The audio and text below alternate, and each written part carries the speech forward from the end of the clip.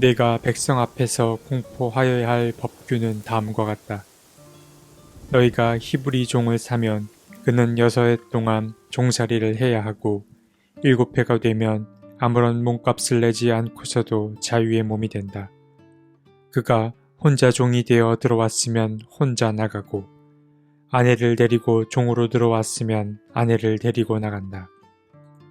그러나 그의 주인이 그에게 아내를 주어서 그 아내가 아들이나 딸을 낳았으면 그 아내와 아이들은 주인의 것이므로 그는 혼자 나간다. 그러나 그 종이 나는 나의 주인과 나의 처자를 사랑하므로 혼자 자유를 얻어 나가지 않겠다 하고 선언하면 주인은 그를 하나님 앞으로 데리고 가서 그의 귀를 문이나 문설주에 대고 송곳으로 뚫는다. 그러면 그는 영원히 주님의 종이 된다. 출애굽기 21장 1절에서 6절 말씀.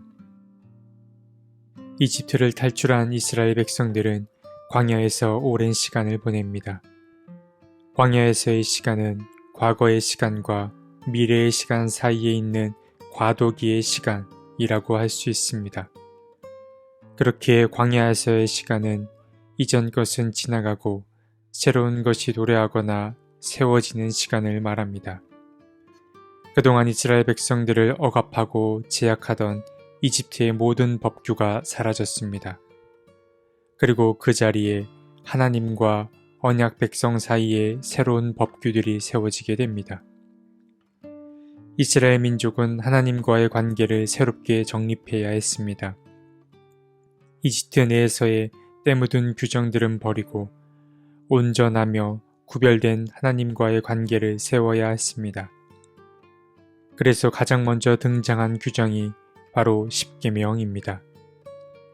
십계명은 하나님과 히브리 민족 사이를 강하게 묶어주는 끈 역할을 했습니다. 이어서 이스라엘 민족에게는 한 가지 더 정립해야 할 것이 있었습니다. 사람 사이의 법규였습니다. 히브리 민족은 하나님과 인간 사이의 관계뿐 아니라 사람과 사람 사이의 법규 또한 정립해야 했습니다.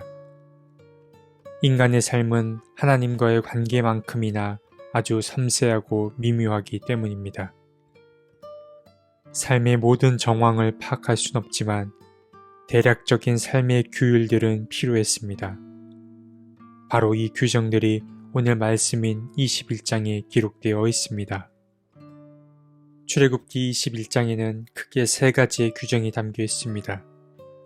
첫 번째는 종에 관한 법이고, 두 번째는 폭력에 관한 법이며, 마지막 3번째는 소유자의 책임에 관한 법이 담겨 있습니다.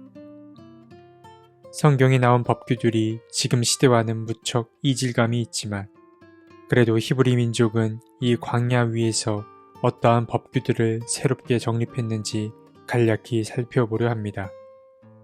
노예제도는 20세기에 이르러서 거의 모든 국가에서 폐지되었지만 조선시대만 해도 노예제도는 존재했습니다. 그렇게 구약이 기록된 2000년 전에는 당연히 노예제도가 있었을 것입니다. 그리고 미묘하고 우발적인 일들 간의 혼란을 방지하기 위해 주인과 종의 관계에서의 명확한 규정은 반드시 필요했을 것입니다. 먼저 남종과 관련된 법규입니다. 주인들은 경제적 어려움 때문에 몸을 팔았던 노예들을 6년이 지나면 다시 풀어줘야 했습니다. 하지만 그가 주인의 집에 계속 머무르려고 할 경우 그의 귓볼을 뚫어 종의 표시로 삼은 후 그를 계속 종으로 삼을 수 있었습니다. 여종의 경우는 남종의 경우와 달리 가족이 그녀의 값을 치르거나 또는 주인이 여종을 부당하게 대하고 권리를 제한했을 경우에는 풀려날 수 있었습니다. 이러한 법규들은 여종이 주인의 집에서 어느 정도 안정되고 존중받는 삶을 보장받게 만들었습니다. 12절부터는 사형에 처할 범죄들을 다루는데 특히 무겁게 느껴지는 경우는 부모와 관련된 범죄입니다. 자기의 부모를 때리거나 저주를 한 자는 반드시 죽임을 당했는데 이 이야기는 구약이 지닌 엄격한 약자 보호에 대한 맥락 안에서 읽혀야 합니다. 그러니까 이 규정은 부당한 대우를 받아도 무조건 참아내라는 것이 아니라 나이가 들어 약해진 부모를 함부로 대하지 말라는 뜻으로 해석할 수 있습니다. 18절부터는 신체 상해와 관련된 규정이 등장합니다. 만약 동등한 입장에 놓인 사람들 간에 다툼이 생겼거나 자신의 종을 쳐서 죽게 한 경우, 그리고 임신한 여인을 다치게 한 경우에는 부자들에게 유리할 법한 벌금형이 아닌 자신이 상대에게 입힌 피해를 직접 몸으로 갚는 체형의 중요성을 언급하고 있습니다. 마지막으로 26절부터는 자신이 소유한 짐승과 관련된 법규가 등장하는데 자기 소유의 짐승이 누군가를 죽게 만들면 그 짐승은 반드시 죽임을 당하고 또 주인이 자기 짐승의 이 위험한 버릇을 알고서도 방치하게 된다면 짐승의 임자 또한 죽임을 당하게 된다고 말합니다. 이처럼 광야에서 세워진 갖가지 법규들은 철저했으며 냉정할 만큼 엄격하기도 했습니다. 사실 이런 법규들은 바빌론의 왕이었던 함무라비의 법전 내용과 비슷한 형태를 띠긴 합니다만 히브리 민족만의 고유하고 전형적인 강조점 또한 없진 않습니다. 이스라엘 민족은 하늘의 법과 땅의 법을 잘 조화시켰습니다. 물론 지금의 시선으로 보았을 때 좀 과하거나 지나친 면이 없지는 않지만 그럼에도 그 시대가 갖고 있는 문화적 맥락 안에서 균형 잡힌 법규를 세우려고 노력했다는 사실을 엿볼 수 있습니다. 오늘 서두에서 광야의 시간은 과도기의 시간이라고 말씀드렸습니다. 그런데 이 과도기라는 시간은 이전 것은 지나가고 새로운 것이 세워지는 탄생의 시간이 될 수 있습니다. 이스라엘 민족은 가나안 땅을 밟기 전 이 과도기의 시간을 통해 하나님과의 관계를 더욱 탄탄하게 만들었을 뿐 아니라 사람과 사람 사이의 분쟁을 최소화하기 위해 애썼습니다. 독일의 여성 철학자인 나탈리 크납은 과도기에 관해 이렇게 말했습니다. 과도기에는 삶에서 익숙했던 규칙이 무력화하는 시기다.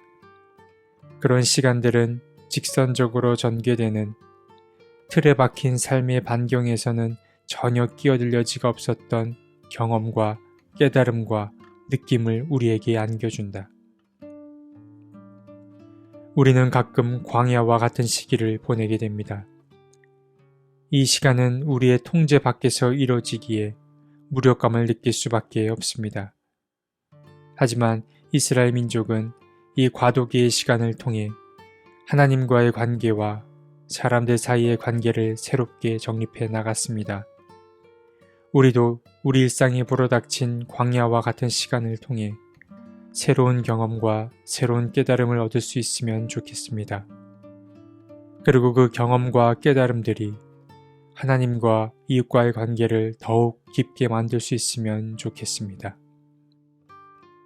하나님, 하나의 위기를 넘겼더니 뒤이어 또 다른 위기가 찾아올 때가 있습니다. 믿음을 주셔서 삶의 위기 속에서도 길을 잃지 않게 해 주십시오. 다시 시작하겠습니다. 새로운 마음으로 주님 앞에 서겠습니다. 주님, 거대한 벽 앞에 움츠러들지 않게 하시고 그 벽 너머를 볼 수 있는 눈을 허락해 주십시오. 아멘.